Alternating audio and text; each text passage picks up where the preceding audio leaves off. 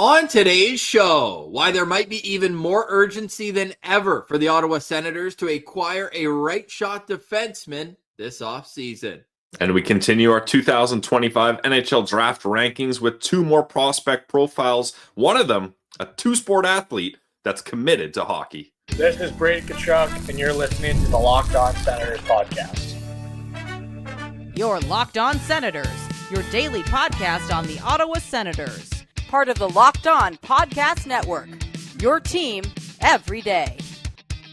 Welcome! You are locked on to the Ottawa Senators, the only daily podcast covering the Sens. On the outskirts of enemy territory, I'm Ross Levitan, alongside Brandon Piller up in the Blue Mountains. Today is Friday, May 30th, and Pillsy, yesterday, Bruce Garrioch with the Ottawa Sun had an article that was all about the NHL Draft. He had an interview with Don Boyd, the Sens head amateur scout, but he buried a couple of nuggets deep down that we got to get into, and they both have to do with right shot defensemen. Yep, scoops, bringing us the scoops. First off, let's talk about Nick Jensen. One of the more mysterious injury reports we've had to deal with in a while, and that's fine. I got nothing against Ross. Players, it's their bodies, it's their injuries. They don't want to be specific about what's going on. If that's the way you want to go, that's fine. But it's just crazy that a guy like Nick Jensen has all this intrigue around what surgery it is, and no one's really willing to clarify, or we haven't got a clear answer on it. But the rumor is that it was a hip surgery, which could lead to a long-term injury, and that's why we had doubts and concerns when we last talked about it, that maybe he might not be ready for training camp. And Ross, it could be even longer than that if this is true.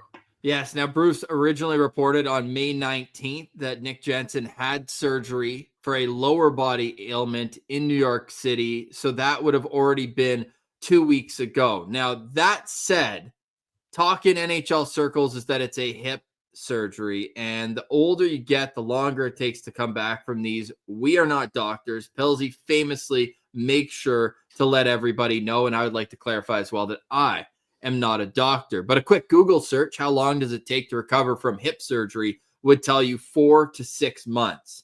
Now, I can count, and 6 months, the longer side of it, again, he's 35 years old, so you want to aim longer, and if it's earlier, all the better for the just organization. Like you're budgeting.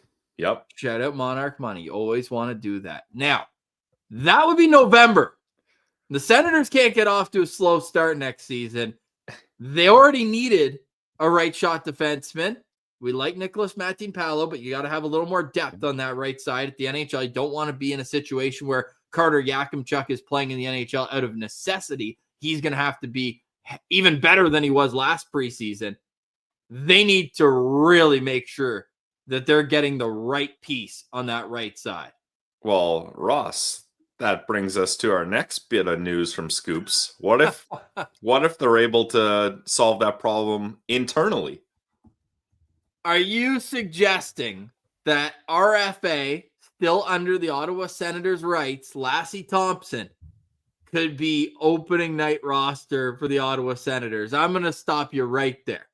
Lassi Thomson had a certainly fine season on a bad team in the Swedish Hockey League in Malmo. Led the team in goals. Certainly fine is how you describe a defenseman leading his team in goals?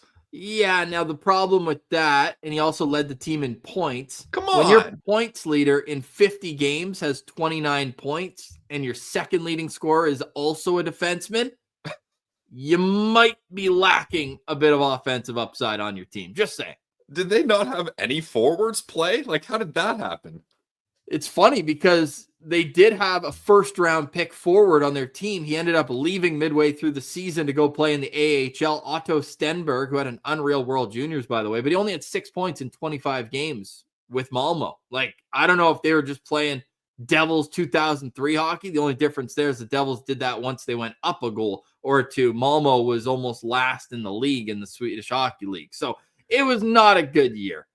They had 18 wins in 52 games.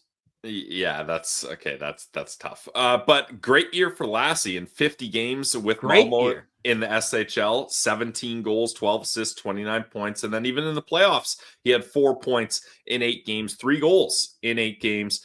Now, I think if he was going to come back, Ross, it'd be on a two-way deal, and likely he would spend most of his time in Belleville. But this is a guy with over 200 games of AHL experience, 18 games in the NHL, maybe not the most impressive games in the NHL, but he has experience. And if he needed to be a third pair guy for a short sample, I think that would be okay. But yeah, you're not want to lead into your season with the right side being Artem Zub, Nicholas Matthew-Palo, and Lassi Thomson. Let me make that clear. But I would love to give Lassi another chance. He's still got some runway.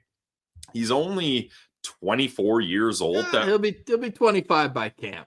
When the Tom bomb was clicking, his slap shot from the point, it was very effective when he decided to use it. He was a good player in Belleville. So, I mean, they have his rights. I don't think it's a bad idea to bring him over. But let's be honest, are we talking about the solution to Nick Jensen being injured long term? Lassi Thomson is not that solution. Not the guy for that. And I'm curious to see now with Matt Turek and how he's going to evolve the Belleville Senators, if that's a conversation they want to have. I want to say that Lassi Thomson is the all-time defensive games played leader for the Belleville Sens. Jordan Murray might have something to say about that, but no, either Lassi's way, got to have more than him now. You think so? Got it. I mean, yeah, lots of parts of seasons for Lassi Thomson down there, but yeah, it's not a make or break. But Bruce Garrioch did report that he is considering a return to North America. It would be a two-way contract. I think the sticking point is that he's going to want to get paid a lot of AHL money. So we'll see if it works out. But it is worth noting that Lassi Thomson could be coming back over to North America, and he could also be used as a trade chip, right? Like, yeah, that's another thing. Called the Anaheim Ducks. Oh yeah, well they had that. They had a nice pizza delivery from Lassi Thomson in the one preseason game he got, and they're like, yeah, thanks for flying out here, but we'll go back to Belleville for now. He's actually second behind Max Gannett, who has 236 games. Lassi Thomson at 202. Lassi's tied with Angus Crookshank, fourth most games for Belleville, but that's not the solution for the Ottawa Senators. No. We've talked about potential solutions as recently as this week, and it looks like Rasmus Andersson has the Senators on his no-trade list. Oh, darn it. Darn it. Now, you can always waive that. He's got a 6-team no-trade. He plays for a Canadian team. I'm going to go out on a limb and say all the other Canadian teams are on his no-trade list for tax purposes, but we will see what happens on the right side. Right now, it feels like calm before the storm, right? Like, it feels like next week, and we'll get a little Stanley Cup final talk in the next segment, but with the break now until next Wednesday, there's no NHL games for the next 5 nights. All the teams are going to be in Buffalo starting on Sunday. Yep. They're going to be able to meet with the players who are getting drafted, and this will be their only time to meet in person unless they bring guys into Ottawa, because the NHL draft is now decentralized, so you won't have those last-minute meetings like we always hear about day before the draft. Who's going to lunch with the brass of certain teams? Who are you looking to get one final conversation with? That's out the window this year. The top 50 prospects will be at the draft, but the teams won't be. So everything will be conducted over Zoom. So I'm really curious to see how this next week plays out.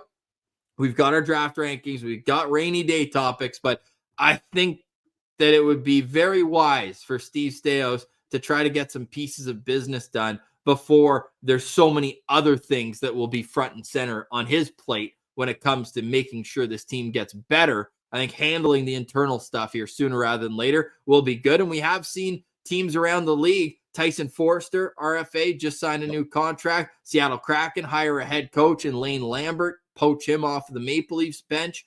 He's going to be the guy in Seattle. So there is league news trickling in, but the Senators still without a major internal signing, with all due respect to Nicholas Matthew-Palo. And Luke Ellis. Correct.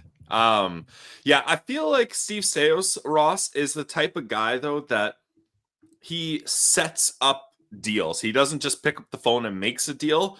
He works the conversations, figures things out, plants little seeds all around and then is able to come to a conclusion. We heard him talk about not this trade deadline, the one before, him saying, I know people maybe are underwhelmed that the only deal we made was Vladimir Tarasenko and it wasn't even a great return. But whoa, what about claiming Boris Kachuk off waivers? That's not a trade. Fair. Where was I go? Oh, yes. But he talked about, hey, we had a lot of really important conversations and we know where guys are at. We know where values are at. We know what other teams are looking for. Other teams know what we were looking for. And I think at the time, Ross, we kind of looked at that and rolled our eyes like, oh, wow, you had great conversations. Good job. But then you turn to the Stanley Cup Finals, Game 7 before puck drop, and Steady Stevie gets a deal done for Linus Ullmark, and Boston was a team that they had talked to at the deadline. He mentioned that. So maybe Steve Stais is just slowly working his way here, and we're going to get that splash later on. Not only are all the teams, all the prospects in Buffalo for this scouting combine, but the agents will all be there as well. So lots of conversations will happen over the next week, live and in person, and conversations will be happening right here on Locked On Senators. Thank you to the everydayers making us your first listen. The offseason is just getting started in my books. We are counting down our top 50 prospects. We are nearing the first round talent. The Senators hold the 21st overall selection in this upcoming draft. These prospects we're going to get to later in the show are so interesting. We are also doing something we've never done through 6 years of doing our Locked On rankings. What is it? We'll get to that. And the Stanley Cup Finals is set, and it is a rematch. There's some wild stats going as well. We'll get to all of that. You're listening to Locked On Senators, your team every day.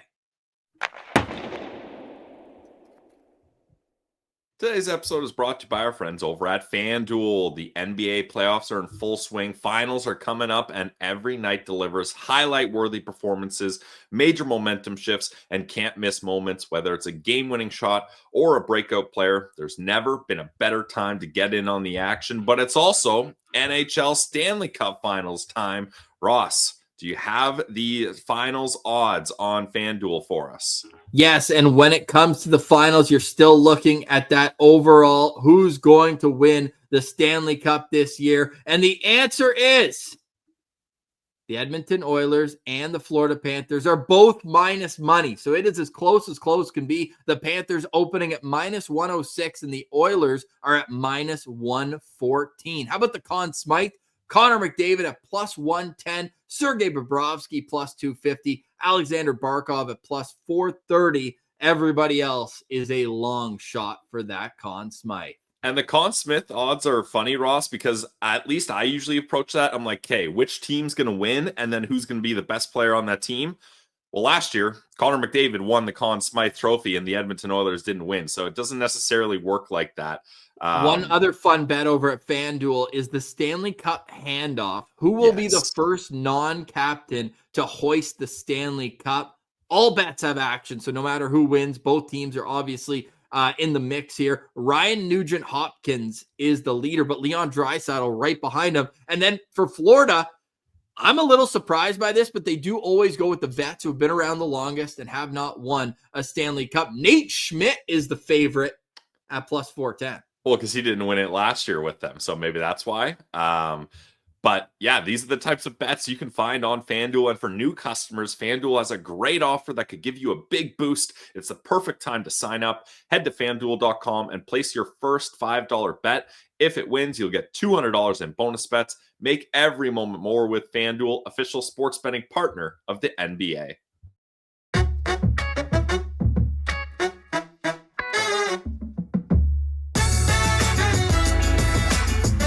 All right, Billsy, as we mentioned in the FanDuel read, the Stanley Cup Final is set. It is the Florida Panthers taking on the Edmonton Oilers, and we are going to enjoy the heck out of this one. When it finally starts, that is a ridiculous schedule, not beginning until Wednesday. And then when it does, the 7 games, if it is necessary, will take place over 20 days, nearly a 3-week Stanley Cup Final. And Ross, I know we talked about the geographical distance between these teams, so the travel is intense. That needs to be stated. But what the heck's going on? Game 3 and 4. Both of those games are in Florida, Monday, June 9th, and then the next game is until Thursday. 3 days off in between. Like that's crazy. I don't know what's going on here. The NHL just trying to stretch this out as far as possible, I guess. Yeah, I guess they don't want a break between the Stanley Cup Final and when the draft is. Like, it's going to be 7 days between the two if it goes 7 in the series. You know this one's going at least 6. So, well, even if it starts 3-0 like it did last year. Yeah, exactly. Yeah, true. The Florida Panthers thought they had it, and Edmonton pushed all the way back. But I'm fully on the Oilers train here, Ross. This is the blueprint, right? The Florida Panthers did it. They went to the finals. They figured out how hard it was, and then they lost. And then the next year they go to the finals and figure it out. The Edmonton Oilers, similar position in my opinion, and it just seems like Connor McDavid, Leon Draisaitl, those guys are too good. They will not be denied 2 years in a row by the same team. Also have a great stat here, courtesy of Jason Greger, who covers the Oilers and is an Edmonton media personality. Twice in 45 years, teams met back-to-back for a Stanley Cup. In 1983, Gretzky and Edmonton lost to the Islanders. The next year, Gretzky beat the Islanders. In 2008, Crosby lost to the Detroit Red Wings with Pittsburgh. Yep. And the next year, Crosby beat Detroit. We always talk about the Canadian generational talents. It's Gretzky, Crosby, and Connor McDavid, who lost to the Florida Panthers last year. He'll get an opportunity to add to that list. I think that's a pretty cool stat if we're looking at the history of the game. And Ross, how about if the Oilers do win and Connor McDavid does win the Conn Smythe? He'll be the first player ever to get Conn Smythes in back-to-back years, but with a loss and a win. That would be wild as well. That would be. Speaking of wild, I want to throw these stats at you. Corey Perry, in particular, is a wild story. I mean, he's lost the Stanley Cup in the past 5 appearances. He's now been to the Stanley Cup Final 5 times in the last 6 seasons with 4 different organizations. That's wild in and of itself. Yeah. And he has lost all of them. His only Stanley Cup, 2007, which we don't need to get into. No. But what is more wild? The fact that Corey Perry's in his 5th Stanley Cup Final in the last 6 seasons with 4 different teams, or the fact that Dallas Stars head coach Pete DeBoer has now been eliminated in the conference finals 6 of the last 7 years with 3 different teams. Yeah, both of those are wild. I'm going to go with the Corey Perry stat, though, because in your late 30s, playing all those playoff games, putting all those miles on your feet and not getting any Stanley Cups out of them, geez, that's tough. I mean, good for him. At least he has one already in his bag. Otherwise, that would be absolutely heartbreaking for him. But yeah, Corey Perry, he's one of those guys that he's a gamer, and teams know that, and they covet him. And sure, you might say, well, he keeps getting shipped off to other places, or you can spin zone it saying all these other teams want him, and for a good reason. He ends up having success, or at least helps his team have success when it comes to postseason time. And he is a contributing member of this Stanley Cup playoff run. 7 goals, including one last night. He has 10 points in 16 games. And those 16 games, Pilsy, have vaulted Corey Perry to a tie with Guy Carbonneau for the 6th most playoff games played in NHL history. He's guaranteed, well, knock on wood, we want health to be good here. If Corey Perry plays 4 more games, he will be alone in 4th most games played in Stanley Cup playoff history. The only players ahead of him would be Chris Chelios, Nicholas Lidstrom, and Mark Messier. That's it. Pretty good list there. Yeah. Pretty good list. That's only one forward ahead of him would be Mark Messier. Now, I think the most impressive player on that list is Nicholas Lidstrom because he did it all with one organization. Yeah, I mean, when you play for one organization and that organization makes the playoffs for 25 straight years, you're going to have a good crack at making those records. Pete DeBoer, since we're on him, what'd you think of pulling Jake Oettinger? 2 goals on 2 shots early in game 6. That was awkward. 7 minutes into an elimination game, you pull your all-star goalie like that.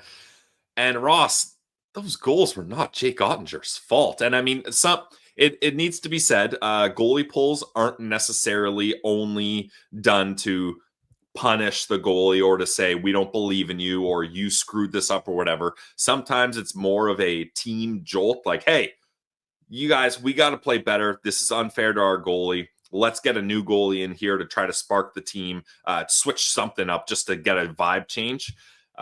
Ultimately, it didn't work. Although, Ross, if you look at the box score of this game and you're sitting there being like 6-3, the Oilers pumped them.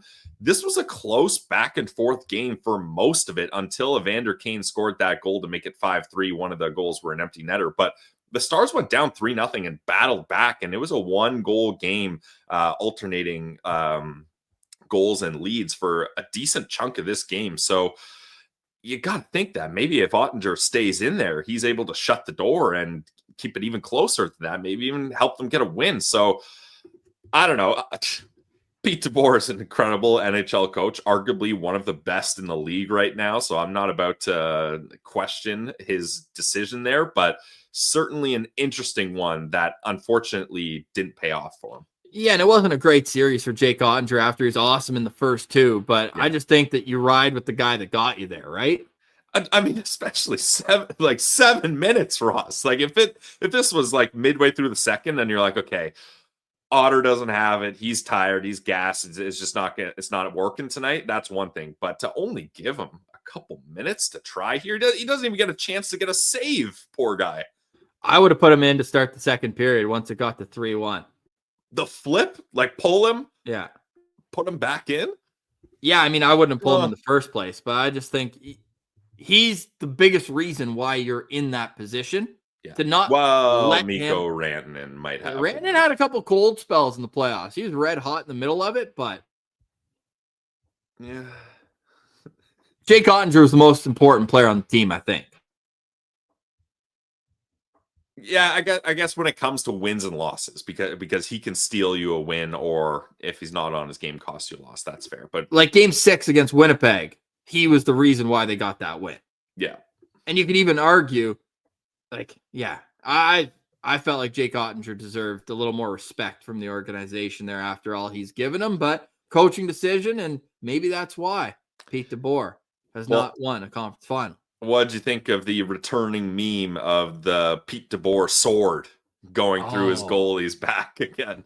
Yes, I forgot about that. I Flurry, did see remember? that last night. Yeah, I did. And Robin Leonard didn't have good things to say about Pete DeBoer either on one of his tirades on social media. We hope Robin Leonard's doing all right, by the way. But yes, the Dallas Stars are done once again. The Edmonton Oilers will take on the Florida Panthers in the Stanley Cup Finals. If you're following the hashtag Sens Abroad, Connor Brown, and to a lesser extent, Josh Brown, who hasn't played, I think, more than one game this postseason, but he's on the roster there. Browns, yep. At the Browns, exactly. They have an opportunity to win the Stanley Cup. Connor Brown did not play again. He hasn't played since suffering a huge hit from Alex Petrovic earlier on in the series. But did you see the behind the scenes of Connor Brown doing the lineup read before Game 5? So he came down to Dallas with them for that game.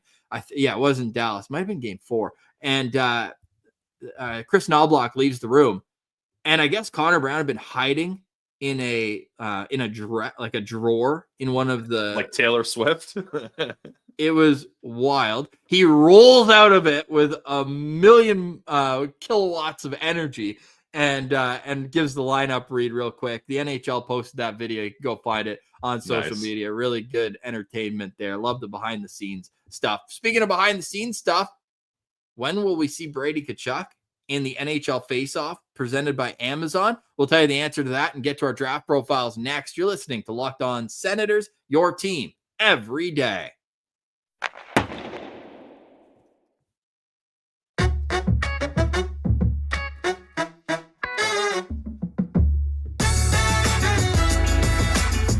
All right, Philsy. So the Stanley Cup Finals is set, and in the fall, we will get Season 2 of Amazon face-off inside the National Hockey League. We knew that Brady Tkachuk was going to be a part of this. He is a member of a cast of 12 players that will be followed throughout. So I'm curious to see how this all shakes out. The full list of players is available on the NHL's website. They announced it yesterday. It includes Sidney Crosby. It includes Sean Monahan, obviously a very emotional year for him. It also includes Matthew Tkachuk. And I just hope that it's not a two-for Matthew Brady storyline. Let's get Brady his own storyline here. Well, we know that Amazon was covering Brady for that Calgary game, right? Correct. So that makes me think that that's going to be focused on Brady. If they had followed him to a Florida game or a game up against Florida, I think then you'd be like, oh man, they're bunching them together. But I don't think that's going to happen this time, especially with the story arc that Brady Tkachuk had this year, finally bringing the Sens back to the playoffs. Yeah, so the release date is still coming up, but it will be in the fall. So it'll be a great little woo. Here we go, right ahead of the NHL season. So looking forward to that. All right, Pillsy, to our NHL draft rankings here at Locked On Senators, and we are doing something we've never done before. We are going out of order to get to Mason West, who's going to come in at number 38 on our NHL draft rankings, despite his average ranking being below the players who we've just covered yesterday. Why is that? Well, the reason we're doing this, Ross, is because Mason West is a very intriguing athlete. You'll notice I didn't say hockey prospect or hockey player because he was also a D1 3-star quarterback football recruit that was recruited by 4 different schools, and he hadn't decided what path he was going to take. He was still humming and hawing. Am I going to go the football route? Am I going to go the hockey route? Now, Mason West, Minnesota kid, so the state of hockey. They love their hockey. They love their high school hockey. He was playing at Adena High. State champ. Yep, and he dominated there, 49 points in 31 games. Then he had a little taste of the USHL, 9 points in 10 games there, even got 2 playoff games, no points there though. And he just recently made the decision to commit to hockey. So we were waiting to see what his decision was, as were a lot of other scouts and prospect analysts. So the fact that he's now fully committed to hockey, that will undoubtedly change the way that prospects and scouts look at him, because I think he's going to go up on a lot of these guys' lists now that he's fully committed to hockey and is going to be more available, and more of his attention and development will go solely to one sport. When he joined the USHL at the end of the season, he had 9 points in 10 games with Fargo, a -1, 6 penalty minutes. But for him, it's all about playmaking, and that's impressive in itself, even more so when you look at the fact that he's 6'6", 215 pounds, and doesn't turn 18 until August. So he's also one of the youngest players with the most runway in this draft class. I am extremely interested to see his career and how it goes. There is precedent for this as well. Anders Lee, longtime NHLer now with the New York Islanders, was in a similar situation before his draft, and he decided as well to go the route of taking on hockey. And guess what? He's also from Adena. So there you go. Wow. Okay. I mean, good choice for Anders Lee there. I think it's worked out for him. Yeah. So I look at the fact that Mason West is a quarterback as kind of a reason why he's so good with his vision on the ice, which I would say is his number one asset, is being able to find guys in the right spot. And I think that it just speaks to what we hear pro athletes talk all the time about, is that playing multiple sports growing up isn't a hindrance. Oh, this kid's getting more ice time than mine in the summer. No, the skills are so transferable, and you can literally watch on Mason West's highlight pack how quarterback-ish the way he plays in the offensive zone is. He's scanning all the time, and he's making plays, and he's great for his size, especially on the ice, at getting off of defenders and evading them. It's pretty cool to see when you know the backstory of him and then watch him play hockey. There is a bit of similarity there. Ross, would it be fair to say that I could envision and project him as being able to quarterback a power play? Okay, nice. I think with his size, you probably want him at net front, but he could also play the flank the way that he can, snap the puck around. I think that you're looking at a guy now that scouts are going to say, okay, he has been kind of non-committal to following an NHL path. Now that he's going to be dialed in, no more breaking down football film. It's going to be all hockey. I think that the sky is the limit for this kid. And I think he's going to go far higher than maybe people will have thought at this point. To me, he's like a late first round, early second round pick. So I got no problem where we have him here at 38. Now, keep in mind that most of these rankings all of them are from before he decided 100% being in on hockey. Corey Prodman, the highest on him at 34. Then elite prospects at 49. Scott Wheeler at 53. Craig Button at 54. Bob McKenzie at 59. And McKenzie's rankings are the oldest of all of these. His are from the mid-term of the season. So it's an average rank of 49.8. He's a right shot centerman who has all the skills, the size, and everything that NHL development teams would love to get their hands on and mold into a special, unique type player. Yeah, he certainly has good playmaking skill. Some scouts say he needs to use his size more, and Ross, that might be partly influenced by when you're a quarterback. Sure, you have all the size, but you're not a physical player. Like you're trying to get away from contact. Exactly. He's not out there banging bodies. He's not making hits. He's not looking for contact. He's trying to evade it in the pocket. So maybe that's a thing where now that he's fully committed to hockey, he's like, all right, I got to figure out how to use my size in a more of a physical way. So I'm sure that he will learn in time. 6'6", 215 pounds. He's not going to have any trouble there. But with a guy like Mason West, it's interesting, Ross, because since we only just found out that he's fully committed to hockey, we don't know 100% where he's expected to play next season. Now, I would assume he's just going to stay in the USHL with Fargo, but he could go to college. Maybe he decides to go junior route. I doubt that. A Minnesota guy, that would be a very, very unique situation, leaving USA hockey circuits. But I think that'll be a big factor for him and teams being like, okay, now that you're committed to hockey, what's your next move? Where are you going to play? Because for some teams, that's very important. Yeah, it's a great point. In his last 61 games, so the last 2 seasons of high school hockey, he made a mockery of the league with 87 points in 61 games, including 43 goals. So he is a goal scorer at that level, but then he turned into a full-on playmaker in the USHL. Only 1 goal in 10 games, but as I mentioned, 10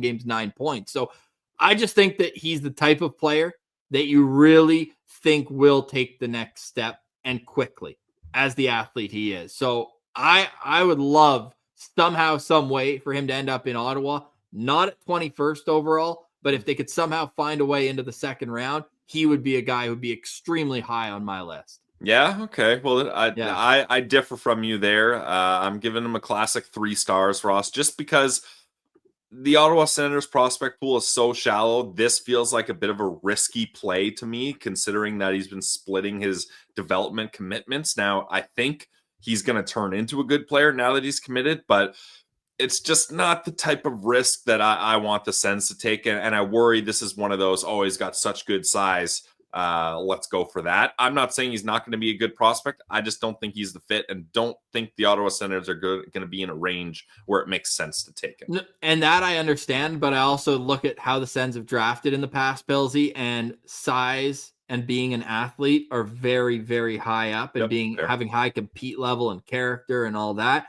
And that would fit the bill with Mason West. So he comes in at number 38 on our Locked On Senators NHL Draft rankings.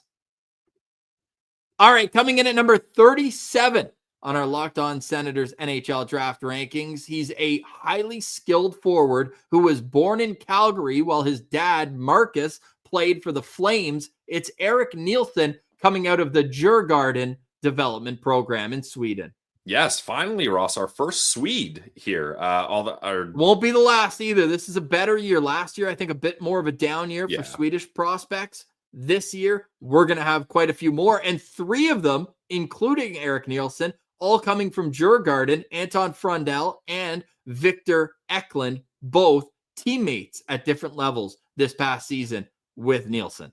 Yeah, they had a good team, at least good players. I'm not sure how their record was, but at least I assume he identifies as a Swede, Ross, because like you mentioned, born in Calgary, but he's playing over in Sweden, has played all his hockey, at least on elite prospects in Sweden. And it's tough to get a read on some of these Swedish players, Ross, with all the bouncing around they do, but he spent majority of his time with Djurgården J20 in the J20 National League, where he had 37 games, 12 goals, 26 assists, good for 38 points, finished a plus 22, even got some time in the playoffs where he dominated in 9 games, 6 goals, 7 assists, 13 points, finished a plus 7, and he got a quick cup of coffee in the Allsvenskan League, which is like the Swedish AHL league to their SHL, and he, in 4 games, he had 1 assist there.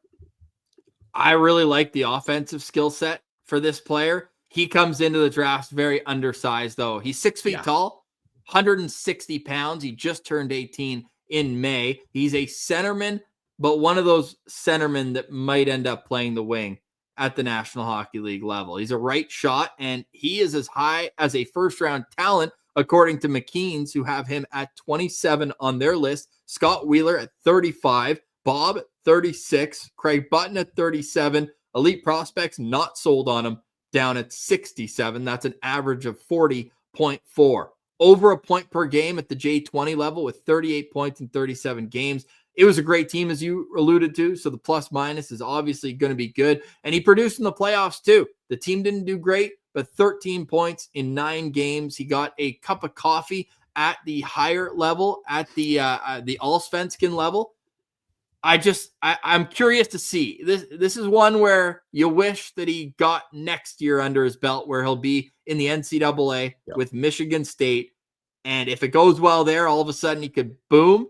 And if it doesn't go well there, then you got a lot more question marks at how his game's going to translate to North America. Yeah, but Ross, I anticipate it is going to go well. With Eric Nilson, he's got a lot of talents. He's got a sharp release on his shot. Watching highlights of him playing in Djurgården, as soon as that puck hits the tape, he's ripping it, and he can put a lot of speed and accuracy on it. He had a couple nice top shelf goals. He's got good hockey IQ. He knows when to pass and when to shoot. He's a dual threat for sure. Scott Wheeler calls him one of the smartest forwards in the draft on both sides of the puck. So that helps his two-way game. He's able to break up plays by just being in the right place, right time, reading the play, anticipating what opponents are going to do. But when you're only 160 pounds, you're going to need to add some weight if you're going to be a centerman, and you're going to win draws, and you're going to win those puck battles along the boards. And that's where there's some concerns. But you got to remember, and this is why scouting is such a hard job. You're not drafting a kid to be like, oh, how good is he going to be next year? You're drafting a kid being like, what can we project for him in the next 10 years or so? And at that point, you got to assume he's going to put on a little bit more weight than just 160 pounds. Because look at a guy, and I'm not comparing these players, they don't even play the same position, but look at a guy like Erik Karlsson. What did he weigh coming in at the draft, Ross? What was the famous quote? 150 pounds soaking wet. Yeah. And look at the player he ends up being. And now he's fully filled out. Well, obviously now he's in his mid to late 30s, but he filled out and was able to play the NHL at an elite level. So you cannot look at a guy that's just down in weight and be like, we're not taking him. He's too small as a teenager. You got to anticipate what kind of player he can be. And with the hockey IQ and with a dad that played over 500 games in the NHL and had a good pro career in Sweden as well, you know that the hockey DNA is there, and you can see the potential that Eric Nilson has. Yeah, I like the potential. No doubt about that. Are you a little concerned at maybe the penalties that this guy's taken? 56 PIMs in the J20 level, but I'm looking more so at his under 18 tournament, the last games that he played this season. He had a minor penalty in 6 out of the 7 games he played at that tournament. So he's putting his team down almost every game. Yeah, that's fair. I mean, it's not ideal, but that's not something that is going to cause me to draft him or to not draft him. No, it's just something where the discipline's going to have to be at its best going forward. And that might be Especially they call something.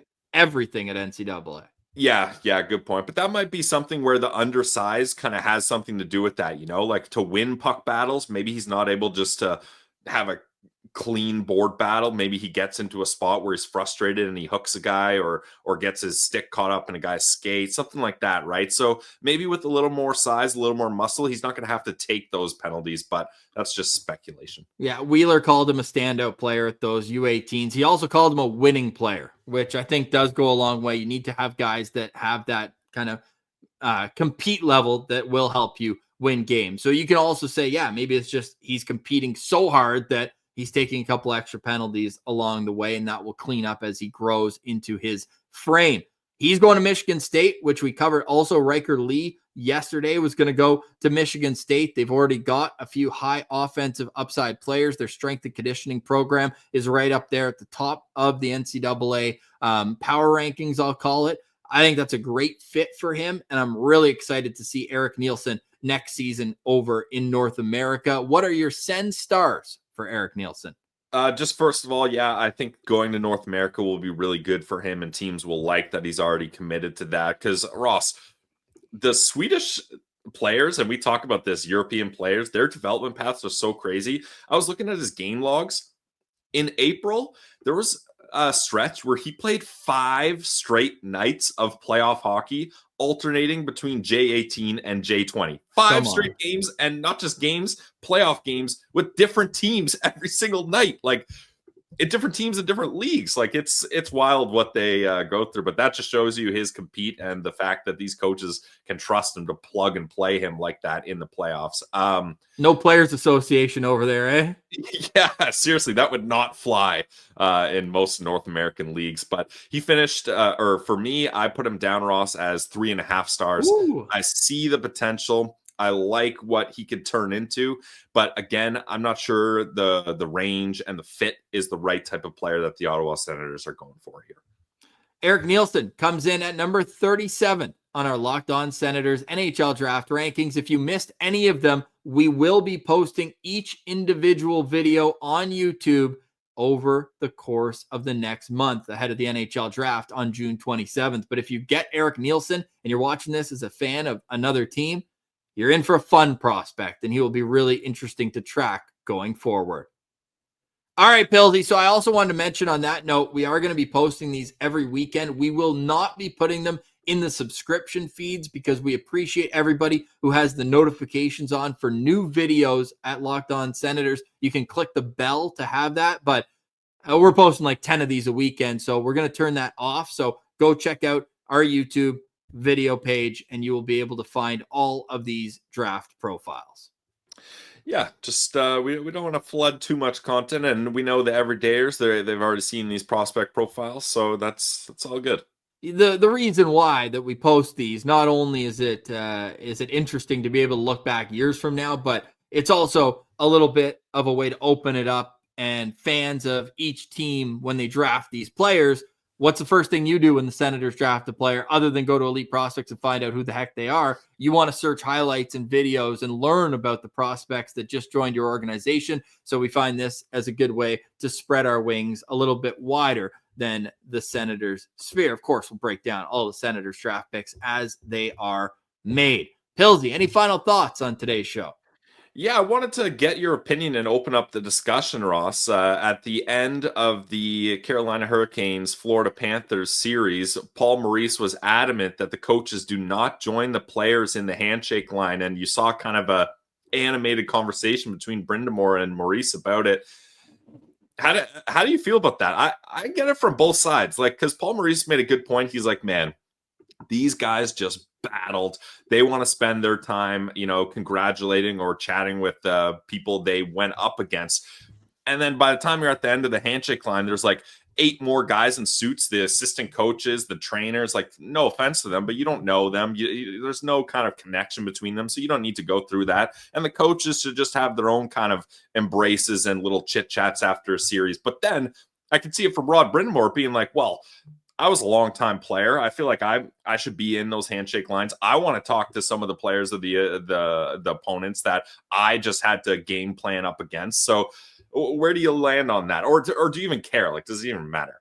I don't think it matters that much, but I will say, one, Brind'Amour played for Paul Maurice, so that's not kind of an encounter where it's like those two have a history. I'm sure that's why it looked a little more maybe crass than typical. There's some people saying, oh, they got into it, but I'm sure they've had plenty of disagreements over the course of time. That said, Paul Maurice, great coach, but for him to say it's not about me, like this guy's a quote machine. It's always about him. Like, I don't know if he makes it about him. Some of his quotes, I think he knows exactly what he's doing. Yeah. Which is fine. It's good for the game, but like, don't be like, oh, it's not about us. I just find that to be a little kind of funny and maybe redundant in a way. And then people were pulling up clips of Paul Maurice in handshake lines. So I think he's like trying to change the way it goes. So I don't really care. But it also does give good moments. Like in the New Jersey series, I saw a clip of Rod Brind'Amour shaking hands with Brett Pesce, who played with him for the last 5 years. So I think that there's merit to do it. Just it's a tradition. The coaches have always done it. Just get in line, man. It's not that hard to ask. I think it should be the coach's choice. Like, I don't think it's cool for Paul Maurice to be like, hey, Rod, don't get in that handshake line. Yeah. We're only doing it here. And I think Rod did.